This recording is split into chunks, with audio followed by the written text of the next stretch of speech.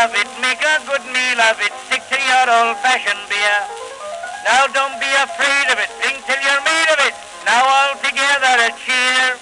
Hey, good evening once again. It's Mark here, your one-take beer reviewer, the guy who writes about Chicago's beer scene at beeronaut.com. And this time I have a Chicago historical type beer to talk about, and this is one that I went out and bought for myself. It's a light lager type, so it's going to be kind of my go-to beer for the next week or so. But anyway, this is the Seipp's Pale Ale from the Conrad Seipp Brewing Company, named after Conrad Seipp, who started a brewery in Chicago in 1854 and had made one of the largest breweries in the United States before, of course, Prohibition closed it down, and one of his descendants has revived the name and is contract brewing it with Metropolitan Brewing of Chicago. This is listed as a Seipp's Extra Pale Pilsner, which is supposed to be a pre-Prohibition recipe. I actually had a Zoom conference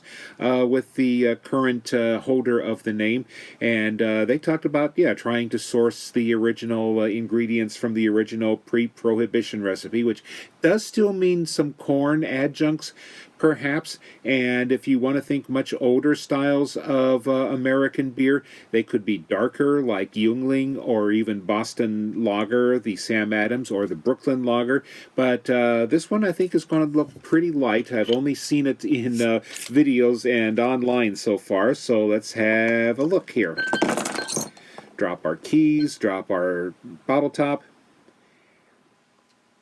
And I figure it's a historical style. We'll use the Sam Adams, which is supposedly also a historical style glass.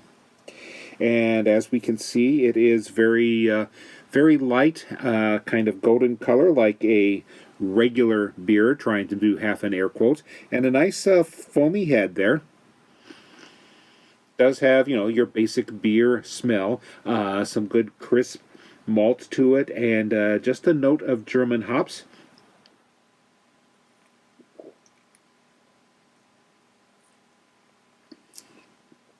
Does have a nice crisp German noble hop taste to it, and there's some good dryness in the malts. It's not sweet, sugary, whatever, but I'm getting a bit of a hop aftertaste, so it's kind of probably hopped up a little more for American tastes. And this is, he said as he had to go take another peek at the glass, a 4.5% alcohol, so it's your basic beer time beer.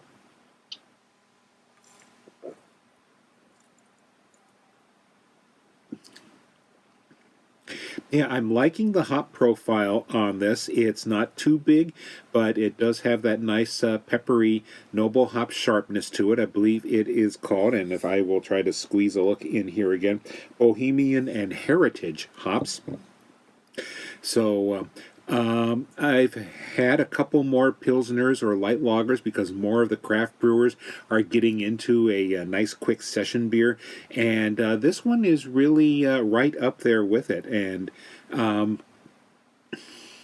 it's definitely worth seeking out. It's now getting a little more widespread. I picked this up at the Benny's Beverage Depot. And nicely priced, and just a very nice beer for having with meals as a palate cleanser between bigger beers.